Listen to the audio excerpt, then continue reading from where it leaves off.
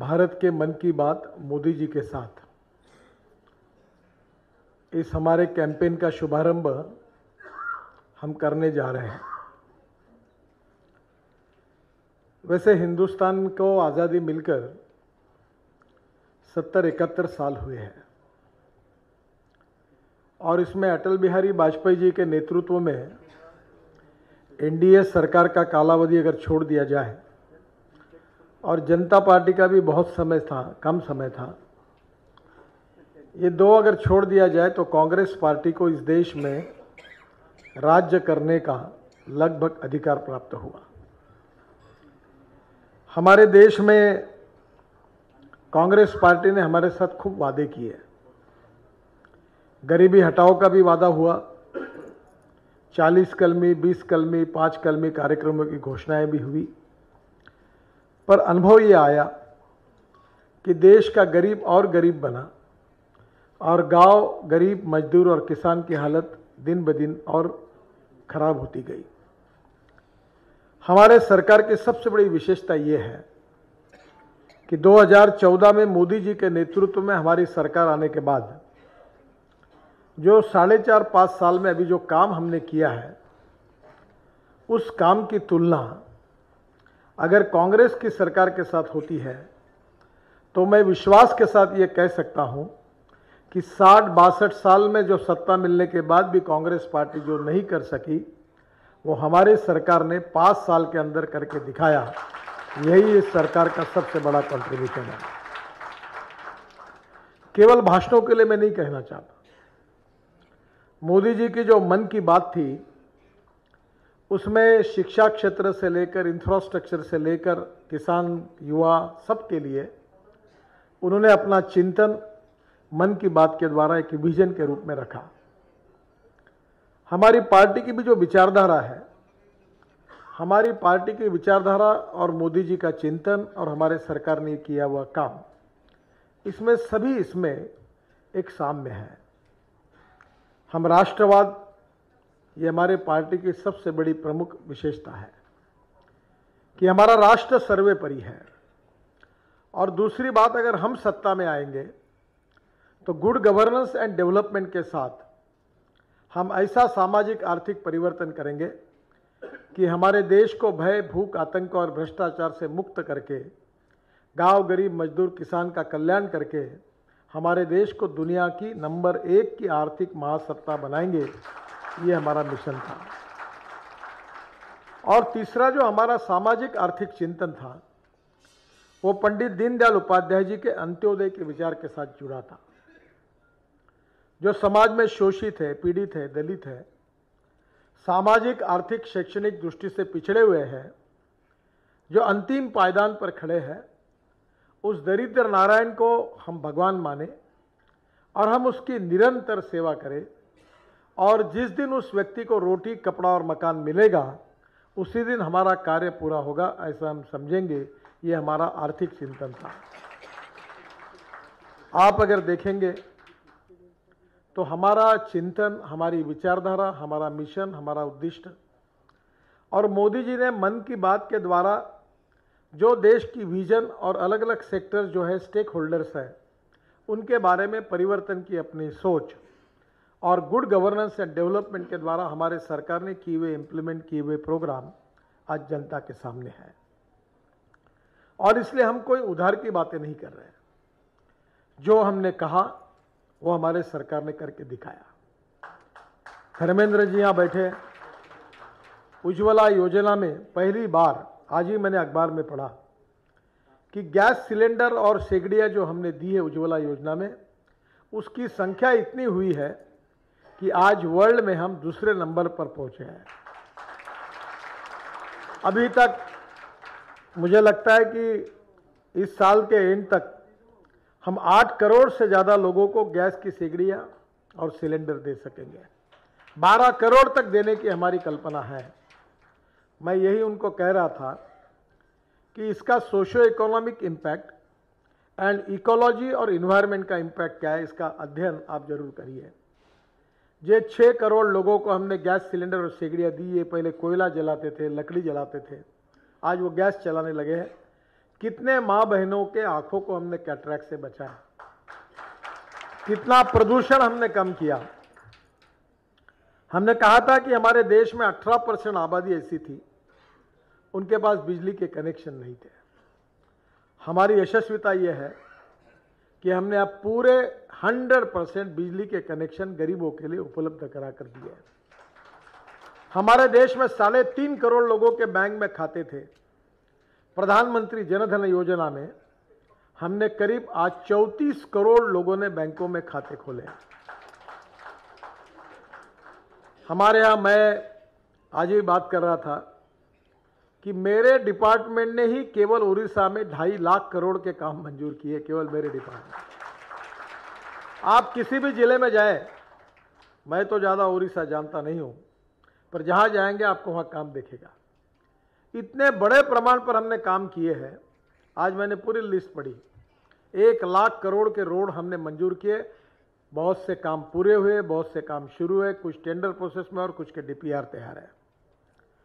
जो 2 kilometre national highway per day Congress के राज में आखिरी महीने में एवरेज आया था, आज पिछले हमारे मार्च में वो 28 किलोमीटर था और इस मार्च में वो 40 किलोमीटर पर डे होगा, ऐसा मुझे विश्वास है।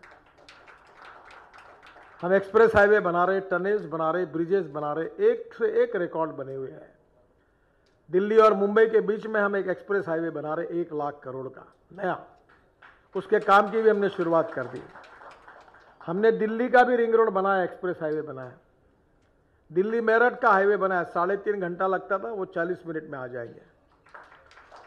पूरे देश में आप किसी भी क्षेत्र में जाइए, सिंचाई के क्षेत्र में 1 करोड़ 88 लाख हेक्टेयर जमीन पानी के नीचे लाने वाली योजनाएं हमने मंजूर की। इतना ही नहीं तो आज वर्ल्ड की सबसे हेल्थ इंश्योरेंस की स्कीम, जो गरीब आदमी है उसके लिए 5 लाख रुपए का मेडिकल इंश्योरेंस कवरेज हमने दिया। 10 लाख लोगों ने उसका फायदा तक लिया है।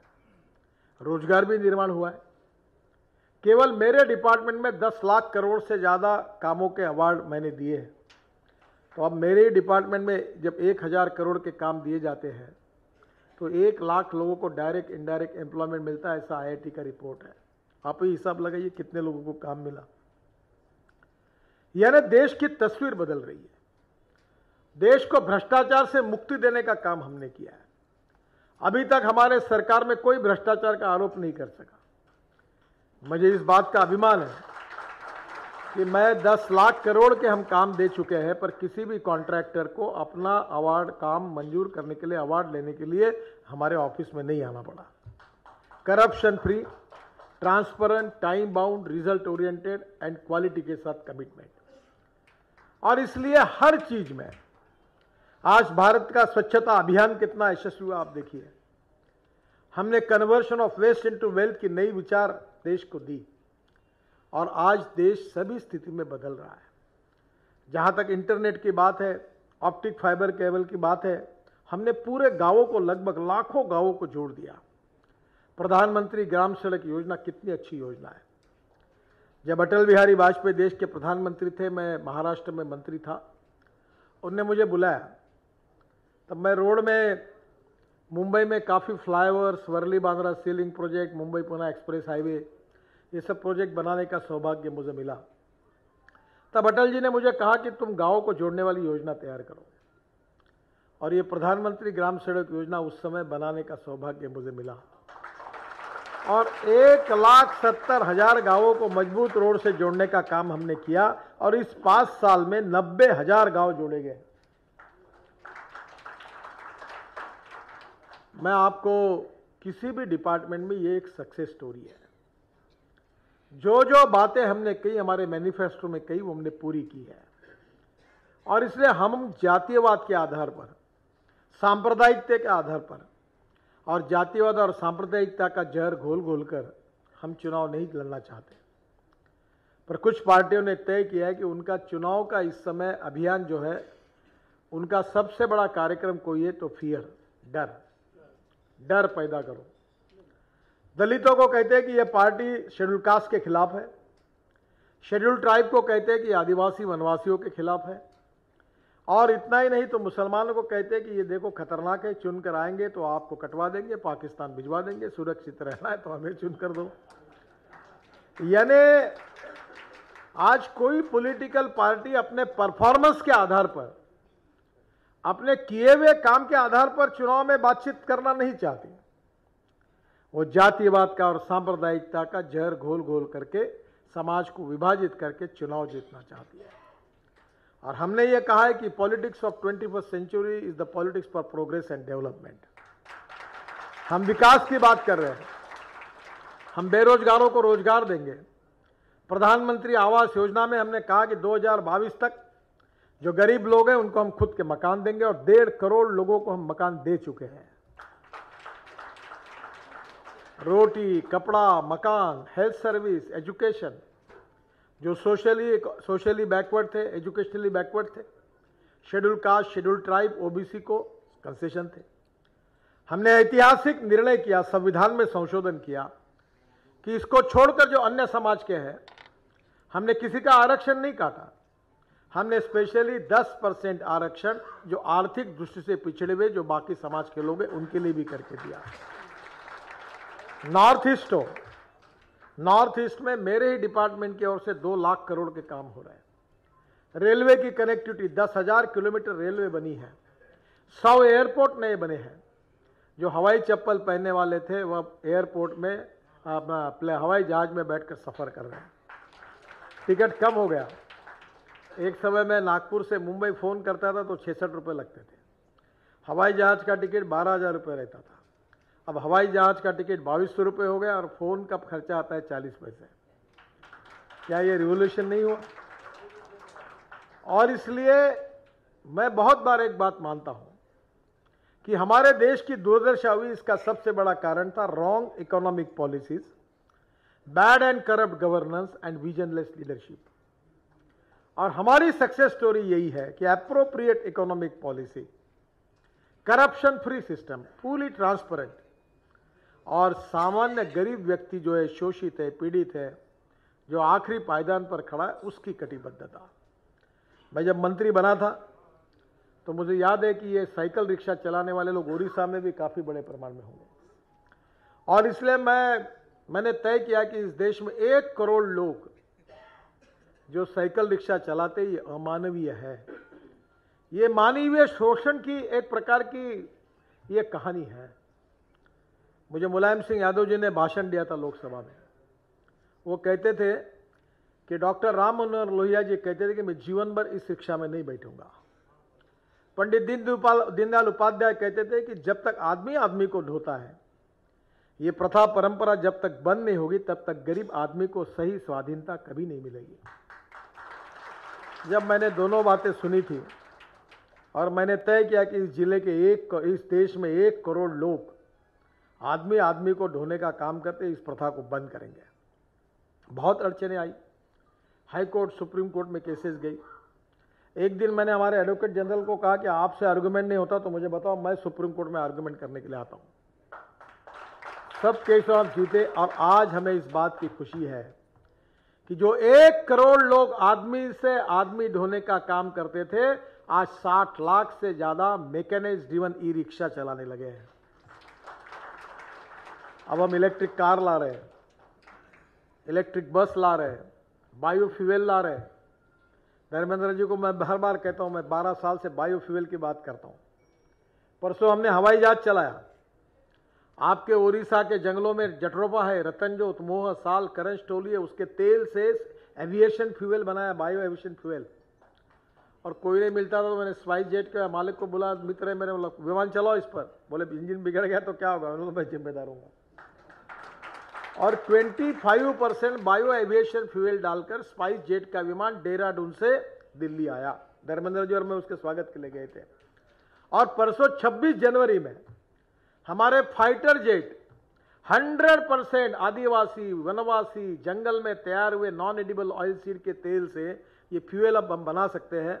उससे हमारे फाइटर जेट चले, जो 26 जनवरी को आपने देखा।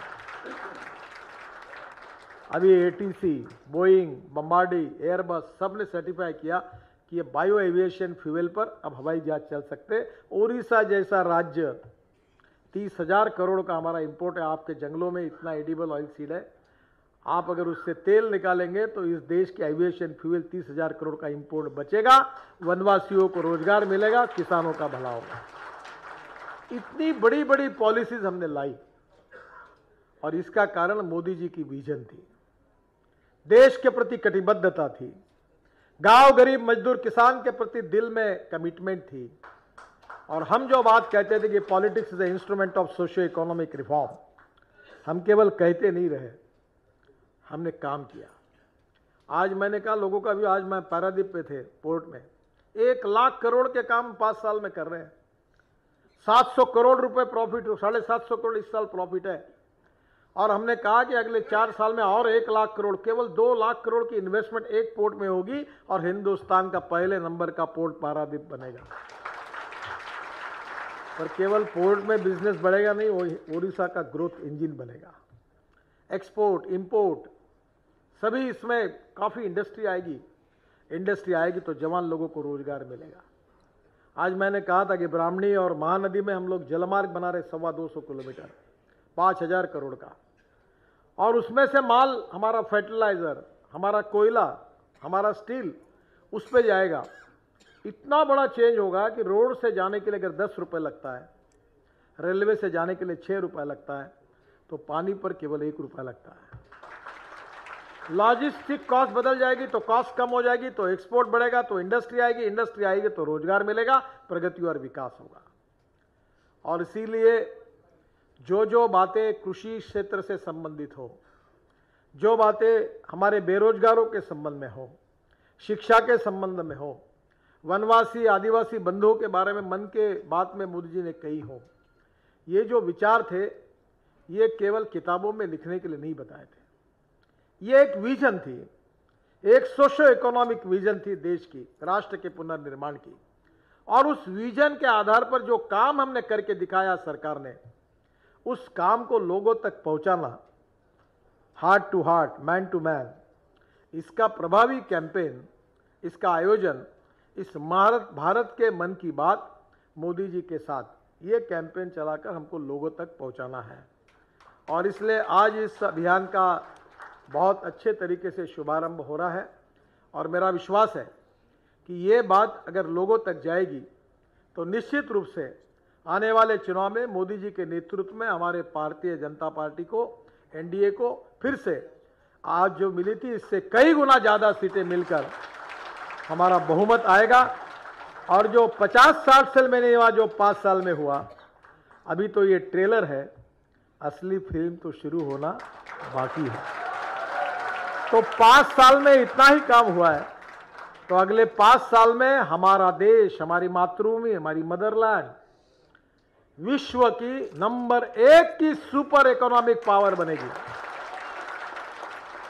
और यही सपना पूरा करने के लिए, लोगों को जगाने के लिए और किए हुए काम को प्रभावी रूप से बताने का जिम्मेदारी आप सबके ऊपर है। इस अभियान के द्वारा यशस्वी रूप से इस कैंपेन को आप यशस्वी करिए, यही आपसे अनुरोध करते हुए मैं अपनी बात को समाप्त करता हूं। धन्यवाद।